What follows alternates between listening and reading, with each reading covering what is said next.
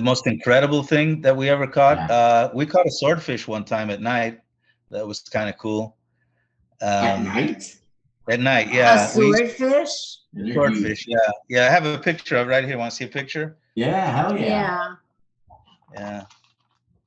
Let me get that. They're not. They're huge. Yeah. Yeah. I've seen them on walls, so yeah. Yeah. They are. It's a whole Yeah. different game when you're trying to reel one in. Mhm. I'm almost to it now. Let's see.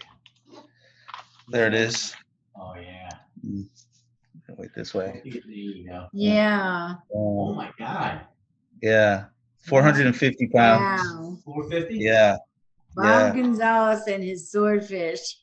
Yeah. Check this one out. This one was really cool too. Well, actually, I'll show you two of them. The How first many one sword is a steaks red. do you get out of a swordfish that big? Oh man, it goes on forever. Yeah, you could get hundreds of Feed steaks. like generations of family. Yeah. Yeah. Hold on. There's two here that were really interesting too. So, yeah. Okay. This is a red snapper that actually Bob Senior caught that one. See that one right there? Oh yeah. Oh yeah, we can see Yeah. that. Yeah. That one was 42 pounds. It was only 3 pounds shy of the state record. Wow. Yeah. And that one was caught close to shore too. Only what, maybe like 10 or 15 miles offshore, and it was by That's accident too. Yeah, that's it. By accident. We weren't even going to that spot, and we just saw something on the finder, and we just decided to throw down the line, and that's what was down there. That's Yeah. incredible, man. That's like just luck of the Irish right there. Then we got, Really? yeah. Then we got this one here. This one, I gave this one a name. It's an amberjack. I I called love him the name Marble of the Eye. boat, the Twister. I think we need to be. Yeah, it was named after the pretzel store. Yeah, Marble Eye. And I didn't catch this one. This is the cover of the book. It's a Goliath grouper. Right. Wow. Yeah, I saw the Yeah. book. Yeah. Yeah. The Goliaths are incredible. I mean, it's incredible, and they're typically around bridges too, as well, correct? And so Yeah.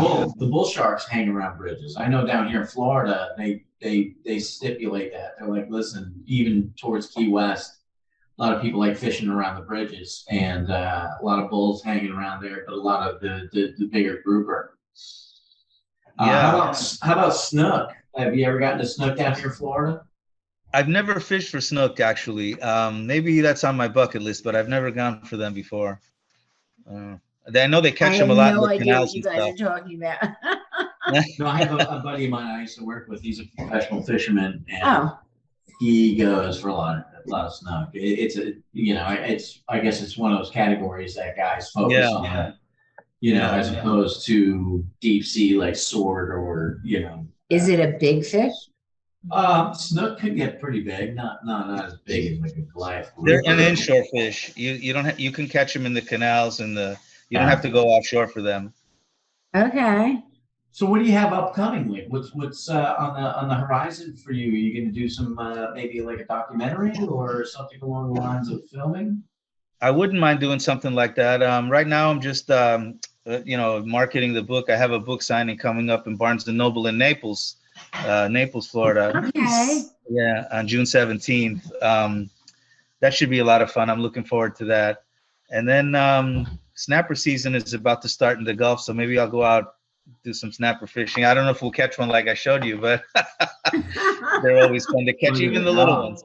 So while you're not fishing, you're making pretzels. Yeah. Which is yummy. And and how long have you been in Florida? Like you came from Pennsylvania, so yeah. What made you come down to Florida? Well, it was February one year, and that pretzel concept was just starting out in Pennsylvania. That's where they started. So we came down to Florida. It was all snowy and icy when we left, and then as we got here, it was 60 degrees and sunny and nice white. So man, this is the place. I'm coming here. I'm with you. Believe me, it doesn't take much. How long have you been in Florida? It's been over 30 years now. Oh wow! Okay. Yeah. Wow, that's a long time. That's a lot of pretzels. Yeah. So let me ask you about your first book. Your first book was a book of poems. Yeah, that was a whole different subject. That was about politics and the election in 2020 and things like that. Oh, okay. Okay. So I'm more focused right now on the outdoors. I don't blame you. Less gray hair. Yeah. Well, that's true. That's true. Politics will give you an ulcer. Yeah. Fishing will give you a nice big smile. I haven't been deep sea fishing in a long time. I did go on my honeymoon. I think that's the last time I went in Florida. Which honeymoon? Like Elizabeth Taylor, she's had 100 honeymoons. That's not true. My second marriage. Yeah. What part of New Jersey? We used to live in Mount Holly when I was before Pennsylvania. When I was like 8 or 9 years old, Mount Holly, New Jersey. Mount Olive. Mount Holly. That's right by Jamie, right? Mount Olive. No, I'm in Mount Arlington, so no. I know where Mount Olive is. I just can't picture it, but I know where it is. We grew up in Bergen County. I was born in Hackensack, so I was down in Bergen County, and that's where we were primarily for years and years. And then went over to Passaic County. So she was up towards like New York State, like Warwick and up that area. But my grandparents are up in Wallenpaupack, and we've been going up to canoeing down the Delaware forever, up to Pond Eddy and Matamoros. Up in that area. But when I went on my honeymoon, we went down to Delray. We stayed, my mom and dad had a condo down there. So we stayed down there, and we went fishing somewhere around there. I don't remember where it was, but my husband got seasick, and so why he wanted to do this, I have no idea. But I got all excited, and I'm like, oh yeah, let's go do this. And he stayed inside the whole time so he wouldn't make a fool of himself. And I'm out there, and the guys were helping me pull things in. So I joined the pool. So the pool was the heaviest fish. It wasn't like, I forget what we were going fishing for, but blackfishers, I don't know.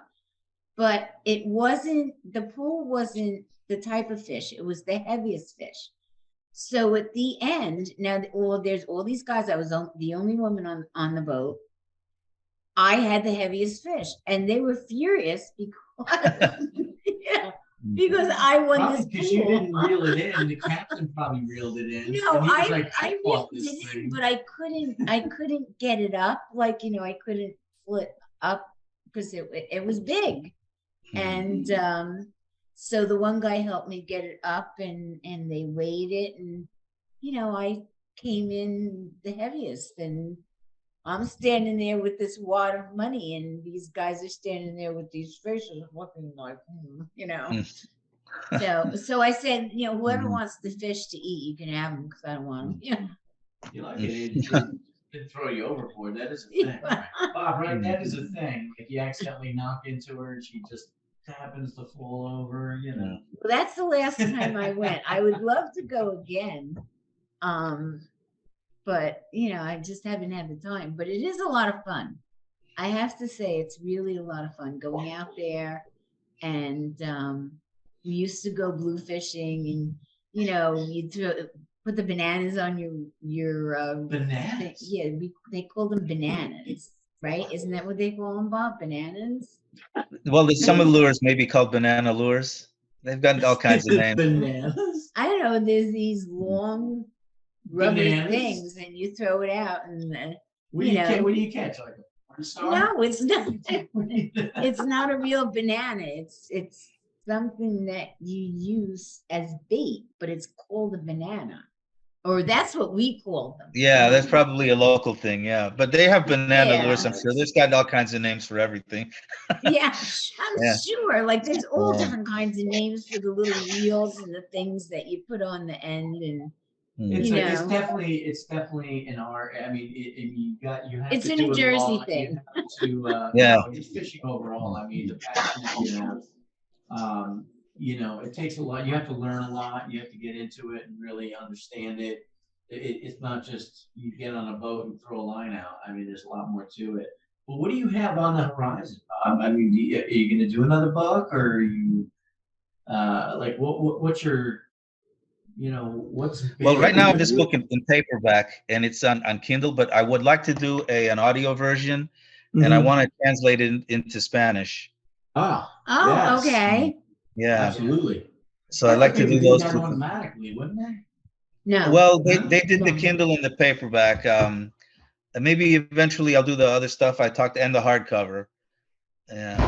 But yeah, and I wouldn't mind doing a movie either, or a screen, documentary like you were saying. Yeah, Yeah, yeah, Yeah, that would be really interesting. I think that would yeah. be fantastic because it is a big passion for a lot of people around the Yes. world. Yes. And if you have something to show them and something cool to a nice journey to bring them through, I think they would love to watch it. So that's I sent a that would be copy good of the reading. book to Stu Sternberg, the owner of the Rays. Oh yeah. Because, yeah, because on the back of the book, I said, when I was in Pennsylvania, I told him I was a Pirates fan. And when I moved to Florida, I became a Rays fan because Joe Madden he's near Lake Wallenpaupack. Remember Joe Madden? I do. I met him. I met him. Did He's you down here in really? Tampa. Yeah. Yeah, he's from Hazleton, PA. He's a That's only like really, really 45. nice guy. I'm sure he is. Yeah, Does yeah, he call you brother? Hey, yeah, brother. yeah. Hey, brother. He's a cool dude, man. Really is a nice guy. Yeah, He used to play golf down here in Tampa at Avila Country Club. yeah, And I was yeah, over there and I met him. He's a great guy. But that's super cool. yeah. So anyway, I sent Stu tell him explaining him how I became a Rays fan, and I told him to enjoy the book, and if he wants to hear from me, I gave him my email address and everything. Well, I understand that you're dying for the Rays to like win the World Hey, the Rays Series. are. Yeah. Hey, listen, I'm a Yankees fan right now. So Bob, I love you / don't love you right now. I got to give you this: the Rays look fantastic, and I took my son to go when the Yankees opened up here, like their first series. Yeah, yeah. And I went to the one game that the Yankees won, so it was cool for me. But they look phenomenal. They have an incredible team. Yeah, they have a great organization. They develop the talent well. They trade well. They know what they're doing. The guys in the front office make it happen. Without the Yankee budget, and that's Yeah, really the most yeah. remarkable. Hmm. In MLB these days that you can pull that kind of talent without putting out $80 gazillion like the Yankees do. Yeah, So yeah. Well, I know I'm your excited for you. buddy. I remember when Lou Piniella played for the Yankees, and then he managed the Rays. Yes. Yeah, Yes. yeah, Yes, but I'll tell you what, he's a hell of a grouper fisherman. yeah, yeah. Maybe he'll like my He's a book, man. blast. Send him a copy of my book. You know what? I will. Absolutely. Are you kidding me? Yeah. I know those guys. I know Tino Martinez is down here in Tampa. Known him for a long time. Nick Swisher. They're all good guys. Just regular. Those are the best guys to know. The baseball guys and the hockey guys, like the Lightning. Yeah. Just down to earth, everyday people that just enjoy and are good at what they do, and the rest of life they treat like normal people. When he told me he was going out fishing with Lou Piniella, Yeah. I was like, yeah, right. And he's like, no, coach is taking me out. And then he called me that day and he's like, Yeah. I'm going out with coach today. I'm going out on the boat. And I'm like, Bob, I got a good story for you, but I'm not going to say it on air. Nothing crazy to say. It's just a funny story. I'll tell you off air. I'll put it on. well, I'll give you Bob's email address and you can email it to him. Yeah, anytime you go fishing, you got some good stories, right? Well, there's always good fishing stories. Oh man, yeah, yeah, yeah. Bob, do you have a family or? Do you have a big family? Do I have family? No, we're limited. I have a couple nieces and nephews, a sister, parents, and that's about it. Really, it's a small family. Small family. Okay. My dad, who you were talking to before, when that story, he was not 19 years old. He had just come from Cuba when that happened. So, Okay. Ah, yeah, Cuban descent. yeah, Wow. yeah, Does he cook? yeah. And my mom's from Puerto Rico, so yeah, Oh, you got the best of both worlds. yeah. oh yeah. So that's it. I That's guess, always yeah. that's an interesting conversation around the dinner table. I was telling my son yesterday, he makes the best enchiladas. I think he does. So on the plane yesterday, what did they offer us for lunch? There was 3 different things. One of the things was the enchiladas. And I'm like, oh my God, I gotta have the enchiladas. Oh my God, yummy, yummy, yummy.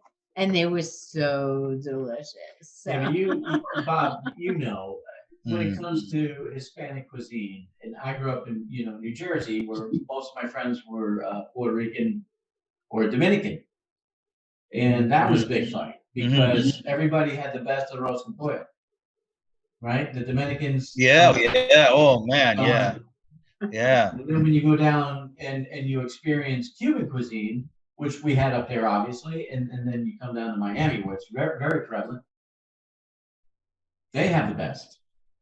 So then everybody has the best. So it's like this face off in the kitchen. So if you have Cuban and Puerto Rican, I mean that's a hell of a square off right there. That's yeah, that's you have chef right you have there. some good dinners. It's the best stuff, man. Especially when you're catching good It's fish really like good Oh stuff. yeah. Oh yeah. Good paella. It's like, do we go Puerto Rican? Yeah. Do we go Cuban? Do we mold it together? Do we, But honestly, and Mm. we've had a lot of culinary people on the show, and the best is the simplest and the freshest, right? The fish is fresh. Mm-hmm. Yeah. Ingredients you have to use are fresh and simple. So do you, everything that you catch, you cook? Do you sell it off? I mean, Well, a lot of it, yeah. A lot of it we eat. Yeah, we love to eat fish. Some of it we take to the fish market, because it's just too much sometimes. right, So right. let somebody else enjoy it. Yeah. Obviously, if you have a 500-pound tuna, I mean, you only have so many. Yeah. Yeah, 500 pounds is a lot. Yeah, Like, yeah. like once, but when you, Yeah. all right, let's say this fish is 500 pounds. Once you do cut off the head, don't you? You don't eat the head, do you? Yeah. No. Although on some fish, you can get nice fish head soup if you boil it and make a broth out of it. It's really good. Like a stock, like a fish stock. Okay. Yeah. You take the flavor from wherever you can get it. No, I was going for like if you catch a 500-pound fish, how much, in poundage do you have after you clean everything? You clean it up. Yeah, maybe like 450, 425. Okay. Yeah. That's still a lot. That's still a lot of poundage of fish. Yeah. Yeah. So Bob, your cholesterol is obviously very good. Yeah.